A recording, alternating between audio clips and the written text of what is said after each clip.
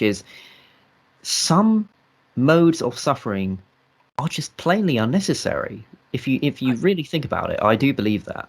I do too. I mean, I do too in a certain respect. I think there is gratuitous suffering, but going back to like soul building, we can touch upon this, the gratuitous suffering too. But going back to soul building, I think that I don't think if God exists, God commits logical contradictions, right? So God cannot make a circle a square.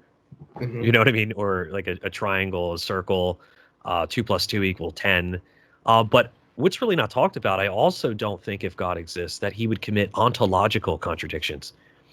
So God cannot make it the case where I'm safely courageous, or I'm forcibly loving, or I'm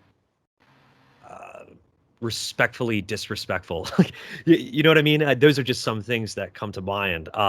So, following from that, I think that God can create a world where there is suffering, in where we become virtuous characters and we grow through that suffering and become mature adults and whatnot. But you're James, you're totally right. On the contrary of that, there does seem to be a lot of gratuitous suffering that is just wicked. Like, why in the hell is this happening? Maybe cancer to a 5-year-old child. Like, what would the soul building from that be? So natural evil is an argument that is extremely, I don't even want to say refuted, because I don't really think it can be refuted. It's the toughest objection to theism. There's doubt about it. Yeah, and I just want to say something real quick. Suffering on the Christian worldview has meaning. Don't get me wrong, it's very hard to see evil in the world and suffering. However, ultimately, there's still hope. There's meaning in the suffering. However, I feel like the problem of evil is also hard for atheists as well. Like, I mean, is suffering irrelevant on a world where God does not exist or there's no hope? I feel like ultimately suffering has no meaning, if God doesn't exist. This is just a brute fact of, I mean, again, I may not like that, but that is irrelevant to the truth of the situation.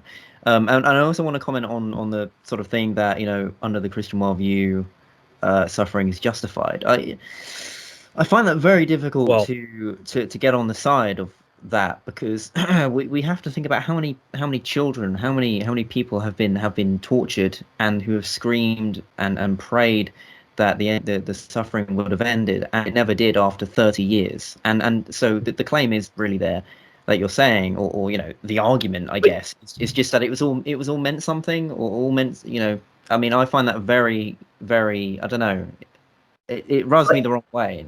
Oh, no, you're good, man. I wouldn't say that it's justified. Rather, there's meaning. It's not purposeless.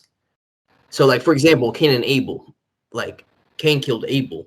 However, I'm not saying what Cain did was right. What Cain did was wrong.